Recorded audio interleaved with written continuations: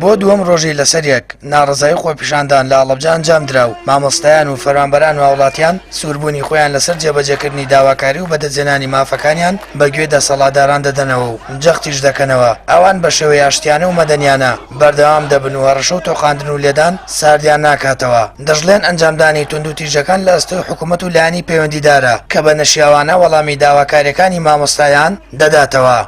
ئێمە ئەڵین بەسە خۆفرۆشی، بەسە زوڵم و زۆر، بەسە شەقوەشاندن، بەسە کورسی، بەسە تاڵانی، بەسە دزی. هەولێر وای لێ کردین کە سووتر بین لەسەر خۆپیشاندانەکانمان وەکو ئەوان بەردەوامە بین چووکم ئێمە هەتا موچی تەواوە نەگرین بەردەوامە بین لەسەر خۆپیشاندانە. خۆپیشاندان و هەیەجانی خەڵکی هەردوو پارێزگای هەولێر و دهۆک کە بەداخەوە تا ئێستاش بە هەرێمەکەی زەرد ناوزە دەکرێت. ڕۆحێکی نوێیە کە بەبەری ئێمەشدا کراوەتەوە. پەیامی پشت ئەو ئازایەتی و قارەمانێتیە ڕاستیەکی نکولی لێکراوە. هیچ هێز و دەسەڵاتێک تا سەر ناتوانێت دەنگی ئازادی خوازان و هاواری مافراوان قەتیس بکە.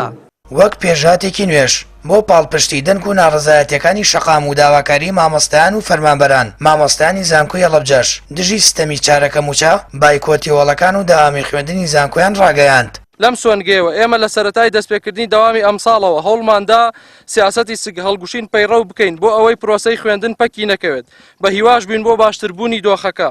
بەڵام لە ئێستادا وا دەبینین کە هیچ بیانوێک نەماوە بۆ درێژە پێدان بە سیستەمی داسەپاوی پاشەکەوت بۆیە چیتر ناتوانین بەو جۆرە ئەو ئەرکە درێژە پێ بدەین. لەو پێناوەدا بەردەوام دەبین لە خەباتی مەدەنی و شارستانی و بایکۆتی هۆڵەکانی خوێندن ڕادەگەیەنین.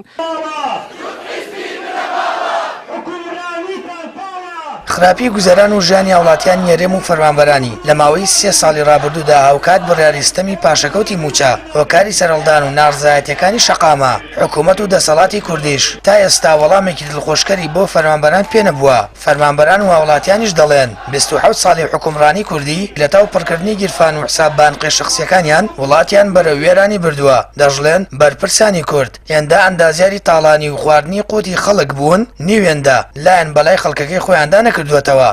فەرمانبەرانیش دەخت دەکەنەوە بەردەوام دەبن لە ناڕزایەتەکانیان تا حکوومەت وەڵامی ئەرێنی و کرداریان دەداتەوە. مەسئول هەیە کوڕەکەی ئەچێ بۆ ڕیاڵمەدر سێری یاریەکە لەو سەرۆبەتارەیە تۆ بەخسووسی بەڵام ئێمە مناڵێکمان ناتوانین بین بۆ سلێمانی بۆ چارەسەری نەخۆشیەک یعنی بەڕاستی ئێمە عودەیەک و قسەیەکمان کوشت هەزارەها عودەی و قسەی لەدایک بوون.